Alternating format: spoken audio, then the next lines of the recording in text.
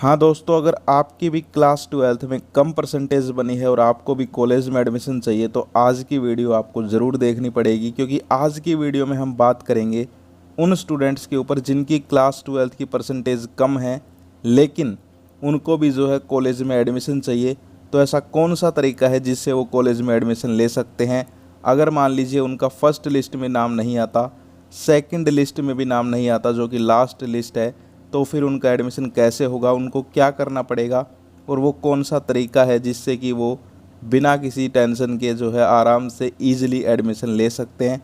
तो चलिए गाइस, आज की वीडियो को या फिर कहें कि आज की इस अच्छी सी सुंदर सी वीडियो को स्टार्ट करते हैं। सो जैसा कि दोस्तों आप सबको पता है कि आज के टाइम में कंपटीशन इतना ज़्यादा हो चुका है कि आज के टाइम स्टूडेंट्स को 90+ परसेंटेज लाकर भी जो है टेंशन रहती है कि उनका एडमिशन हो पाएगा या फिर नहीं हो पाएगा अच्छे गवर्नमेंट कॉलेजेस में।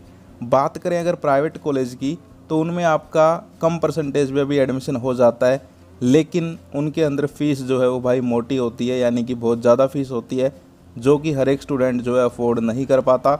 इसीलिए कॉलेजेस के लिए स्टूडेंट्स सेलेक्ट करते हैं गवर्नमेंट कॉलेजेस को, और जो कि सही भी है, ठीक है।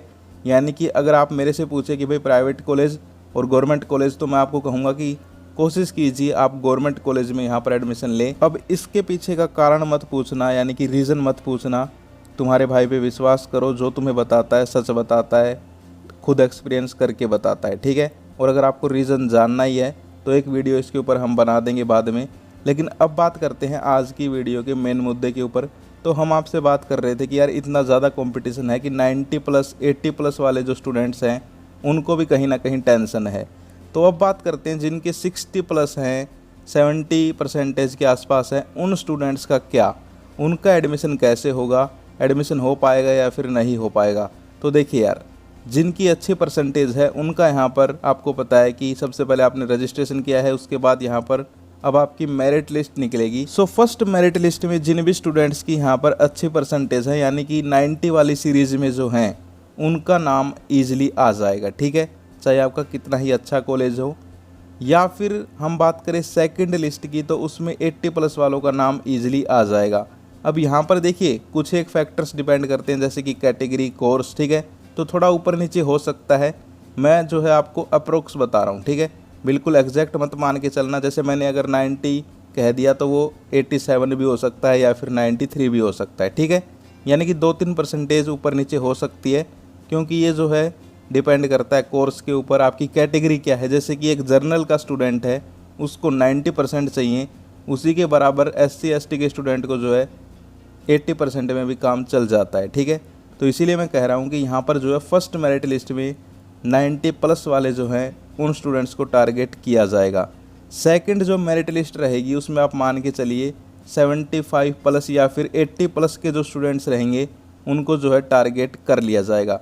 अब जो स्टूडेंट्स बच गए वो इसके अलावा किसी और वजह से जिनका एडमिशन नहीं हो पाया, जैसे कि कोई रजिस्ट्रेशन ही नहीं कर पाया, इसके अलावा किसी के डॉक्यूमेंट्स कंप्लीट नहीं थे, तो अब ये जो स्टूडेंट्स रहेंगे सब के सब, यानी कि एक तो कम परसेंटेज वाले प्लस किसी डॉक्यूमेंट की वजह से रह गए या फिर किसी और रीज़न की वजह से रह गए, इनके लिए होता है आखिरी हथियार ओपन काउंसलिंग। अब ये ओपन काउंसलिंग क्या है, इसके ऊपर हम थोड़ा बात करते हैं। वैसे जो है अभी यहाँ पर बहुत टाइम है ओपन काउंसलिंग होने में, अभी लिस्ट वगैरह आएंगी उसके बाद लास्ट में होगी, तो अब तक जो है आपको और भी वीडियोज़ मिल जाएंगी। लेकिन आज जो है थोड़ा सा इसके ऊपर बात करते हैं ताकि जिनकी कम परसेंटेज है उनको थोड़ी शांति मिले। तो देखो यार, ओपन काउंसलिंग में क्या होता है, सबसे बड़ा डाउट तो यहाँ पर ये है, एक मिथ है कि भाई ओपन का मतलब कि हमारी स्टडी ओपन से हो जाएगी। नहीं, ओपन काउंसलिंग में रेगुलर ही होगी आपकी एडमिशन, रोज़ आप कॉलेज जाएंगे, ठीक है। ओपन का मतलब ये नहीं है कि भाई ओपन स्टडी, ठीक है।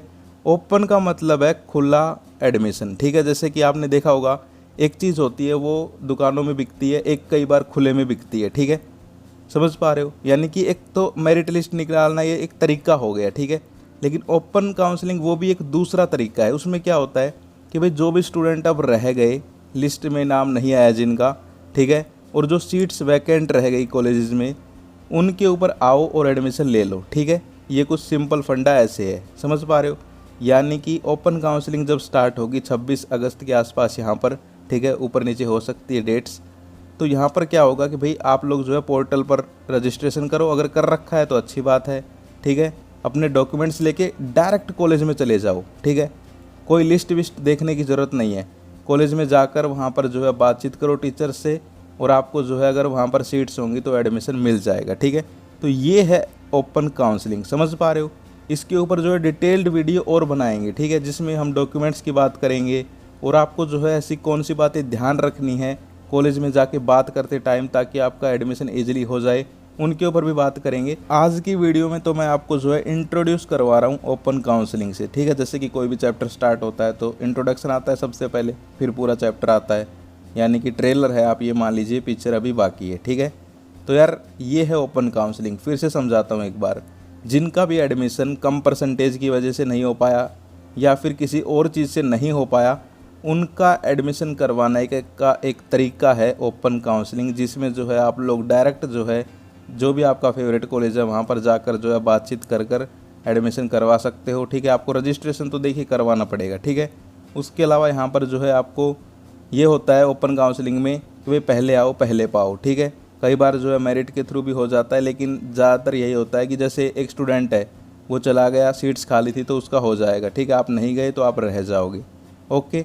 इसके अलावा यहाँ पर देखिए ओपन काउंसलिंग में डॉक्यूमेंट्स भी आपको एट द टाइम जो है कंप्लीट चाहिए। ये नहीं होना चाहिए कि भाई यहाँ पर जो है डॉक्यूमेंट्स नहीं है, ये नहीं है। तो कहने का मतलब क्या है, ओपन काउंसलिंग एक ऐसा तरीका है जिससे कि कम परसेंटेज वाले स्टूडेंट्स को भी कोई ना कोई कॉलेज मिल जाता है, कहीं ना कहीं उनका एडमिशन हो जाता है, ठीक है। आई होप आपको जो है समझ में आ गया होगा। इसके अलावा यहाँ पर ये भी एक बहुत बड़ा डाउट आ रहा है कि ओपन काउंसलिंग में यहाँ पर जो है हमें हमारा मनपसंद कॉलेज भी मिलता है या नहीं, ठीक है। यानी कि एक तो सिर्फ एडमिशन हो जाए भाई कहीं भी, वो चक्कर है, या फिर जो फेवरेट कॉलेज है उसमें एडमिशन हो जाएगा। तो गाइज यहाँ पर जो है थोड़ा सा ट्विस्ट है, ठीक है।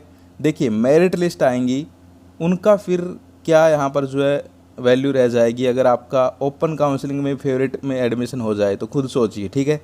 यानी कि एक दुकान है, उसमें ब्रांडेड कपड़े रखे हैं, तो उनकी क्या वैल्यू रह जाएगी अगर वही कपड़े कोई बाहर रेडी पे बेच रहा है, ठीक है।